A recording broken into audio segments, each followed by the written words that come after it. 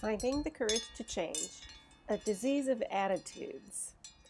I have a disease of attitudes. As a child, I developed some mistaken ideas. I observed that I could sometimes make people laugh. The mood would lighten, and that felt good. So I thought I could fix the way others felt.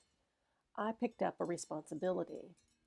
But sometimes I couldn't. No matter what I did, the other still felt or behaved badly. So then I developed a belief that I was a failure. I believed that I was not good enough, unlovable, unworthy. These harsh self judgments created attitudes of unforgiveness, defensiveness, blaming. I often felt misunderstood. I almost always misunderstood others. I expected others to change to please me someday. Someday never comes. This disease of attitudes has been handed down from generation to generation in my family.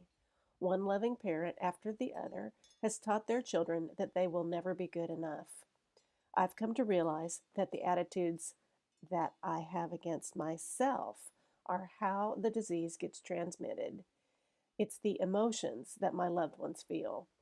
They cannot read my mind and know that I feel like a failure, but they can read my emotions, and then they incorrectly assume that they are a failure. Today, I have made it my responsibility to feel good about myself. I can learn to love and accept myself. I can put down the burden of fixing another and focus on fixing myself. I have the power and the duty to learn to love myself no matter what.